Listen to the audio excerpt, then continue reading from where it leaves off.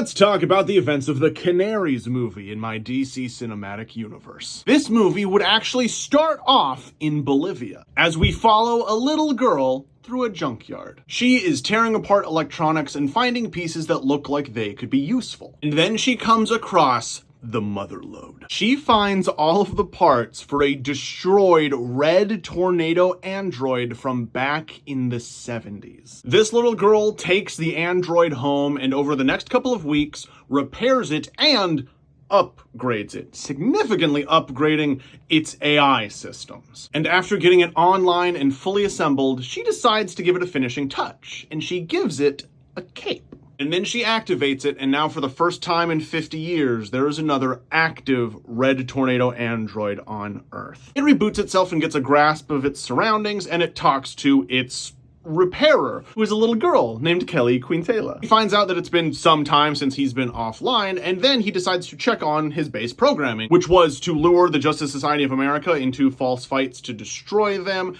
and keep the act going that actually T.O. Morrow was the one that built them instead of Will Magnus. But realizing that both of these primary objectives have been completely foiled since his destruction, he goes back to his base level one, which is protect his creator, Will Magnus, at all costs. Connecting himself to the World Wide Web for the very first time, he finds that Will Magnus is alive and in prison to this very day.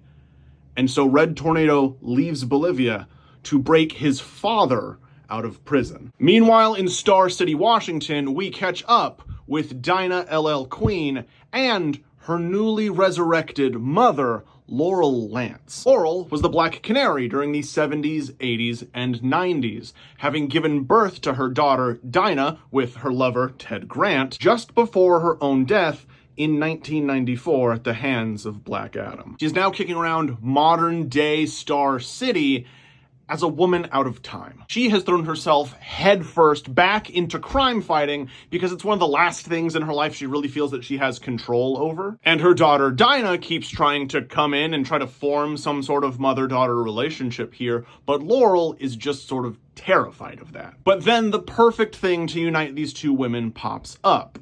They hear news that Will Magnus was broken out of prison by a red tornado android. And since the red androids were one of the first cases that Laurel ever got to work on, both mom and daughter decide this is the perfect thing to work on together. And we are reintroduced to Will Magnus, who is now a 90-year-old man having been rotting in prison for the last 50 years. He is fascinated that one of his red androids has been rebuilt and broke him out. And during those 50 years, he has concocted a new plan.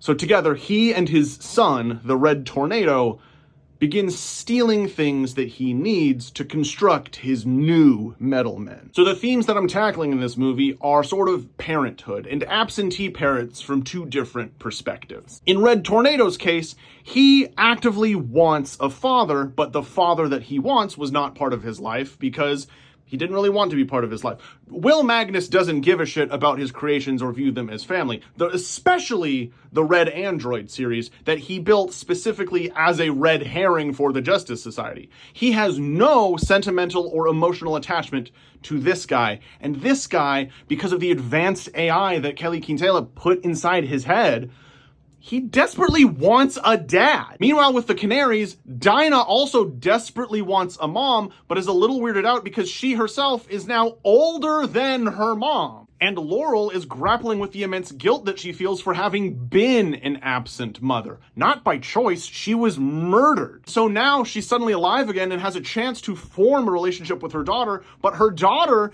is a couple years older than she is. So she has no idea what to do in this situation. As Red Tornado is helping his father construct the new Metal Man, Will Magnus, in a fit of anger, rips the cape off of Red Tornado, saying he can't stand to look at him with that ridiculous thing on. And this is where we start getting the seeds that Will is a shit dad, and Red starts realizing maybe what he's doing isn't right, and we start seeing that the advanced AI that is now inside of him is sort of overcoming his base programming that he originally had. Eventually, after whooping enough butt and managing to place a tracker on one of the shipments that they knew would be targeted, the Canaries are able to track down Will Magnus. Unfortunately, Will has already completed the first step of his project, a brand new series of nanite liquid metal men. So much more comic accurate metal men than appeared in my second Justice Society movie. And what's worse, we find out what Will's true intention with all of this is.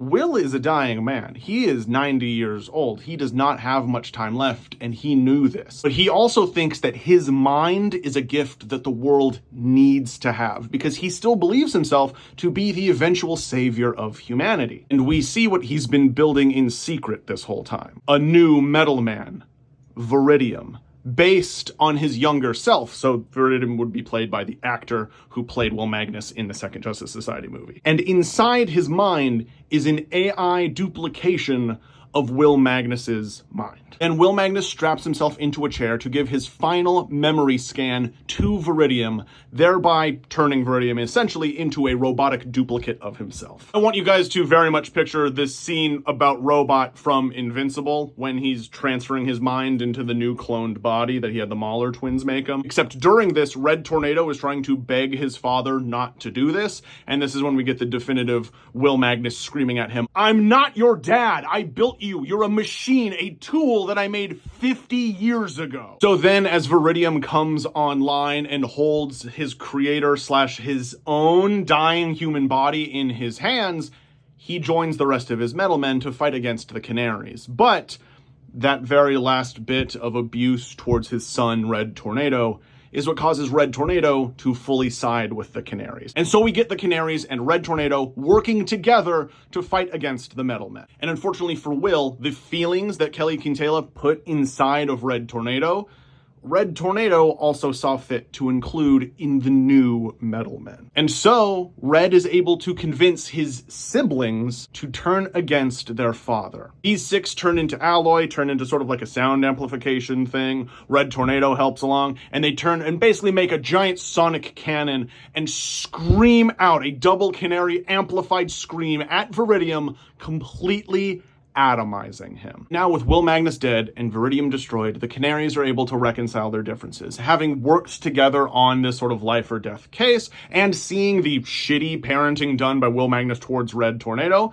the Canaries have realized what it is exactly that they want, and they are actually able to begin the formation of a functioning mother-daughter relationship given their very weird circumstances. And Red Tornado becomes the leader of the new Metal Men. And then we get the final scenes of the movie. Red Tornado returns to Bolivia to thank Kelly Quintela for making him the man that he is today. And they part with a hug, and he receives her blessing to go and be the best superhero that he can possibly be. And then as he flies off, Kelly turns back to the bag of scrap that she just got from the scrapyard today with something very interesting. A depowered, Ganthet-built Green Lantern ring left over from Crisis. And back in Star City, we see Dinah and Laurel return home. We see Dinah catch up with her husband, Ollie, and find out all that he's been up to, which was the events of the Green Arrow movie, the movie immediately preceding this.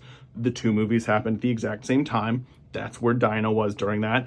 That's where Ollie was during this. But also waiting for them at this home is the now 70-year-old Ted Grant. He is there to catch up with his daughter and to say hi to the woman that might have been his wife one day if things went okay. They get a lovely scene just catching up, and he tells her that, hey, their daughter turned out amazing because their daughter turned out exactly like her mother. And finally, Laurel Lance decides to own the fact that she has been resurrected by the White Light, and she abandons the identity of Black Canary, letting her daughter fully own that role. And Laurel instead becomes the White Canary. And those are the events of my Canaries movie in my DC cinematic universe.